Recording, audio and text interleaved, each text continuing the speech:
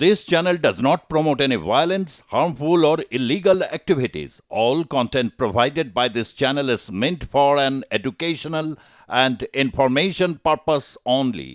রাজতন্ত্রকে ফেরানো হোক, হিন্দু ধর্মকে রাষ্ট্রীয় ধর্ম করা হোক, এমন একগুচ্ছ দাবিতে পথে নামলেন নেপালের হাজার হাজার মানুষ। আর ঠিক কি কি দাবি করলেন তারা অবশ্যই জানাবো, কিন্তু নজর থাকুক আর প্লাস নিউজ ডিজিটালে। নেপালের প্রাক্তন রাজা জ্ঞানেন্দ্র শাহকে স্বাগত জানিয়ে রাজধানী কাঠমান্ডুতে মিছিল করলেন প্রায় হাজার হাজার মানুষ।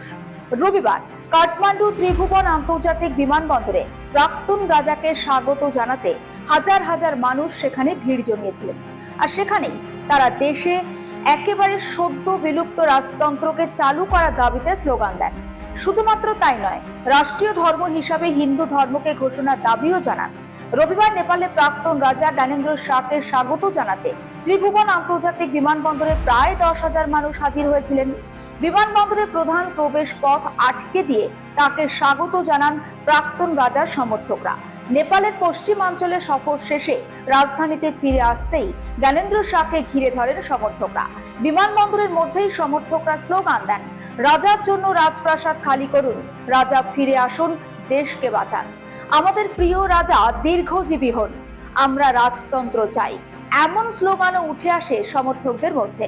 1768 সালে নেপালের শাহ রাজবংশের সূচনা হয়। 2001 জুন মাসে রাজা বীরেন্দ্রকে হত্যা করা হয়। এরপরে জ্ঞানেন্দ্র সিংহাসনে বসেছিলেন। তবে 2006 সালে তিনি ক্ষমতাচ্যুত হন। 2006 সালে দেশ জুড়ে তুমুল প্রতিবাদ বিক্ষোভের মুখে রাজা জ্ঞানেন্দ্র শাহকে বাধ্য হয়ে ক্ষমতা ছাড়তে হয়েছিল। 2 বছর পরে রাজতন্ত্র বিলুপ্তির জন্য নেপালের সংসদে ভোটাভুটি হয়। সংখ্যাগরিষ্ঠ সদস্যদের ভোটে নেপালে রাজতন্ত্র বিলুপ্ত ঘোষণা করা হয়। পরে রাজা জ্ঞানেন্দ্র শাহ সাধারণ জীবনযাপনের জন্য কাঠমান্ডু রাজপ্রাসাদ ছেড়ে চলে যান। বর্তমানে সাধারণ নাগরিক হিসাবেই নেপালে বসবাস করেন জ্ঞানেন্দ্র শাহ। কোন রকম কোনো সরকারি সুযোগ সুবিধা তিনি পান না, এমনকি তার রাজপ্রাসাদে যাওয়ার অনুমতিও নেই। আর তারপরই ছবিটা বদলে গেল। প্রজাতান্ত্রিক শাসন ব্যবস্থায় হতাশ হয়ে পড়েছেন নেপালের বহু মানুষ।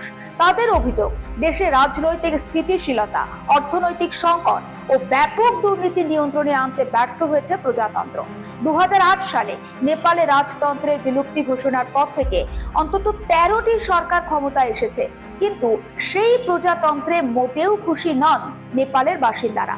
আন্দোলনকারীদের একাংশের দাবি, ক্রমেই অবনতির দিকে পা বাড়াচ্ছে নেপাল। নেপালের অবনতি আটকাতেই রাজনৈতিক ব্যবস্থার পরিবর্তন চাইছেন তারা। তবে রাজতন্ত্র ফের চালু করার বিষয়ে কোনো মন্তব্য করেননি প্রাক্তন রাজা জ্ঞানেন্দ্র শাহ।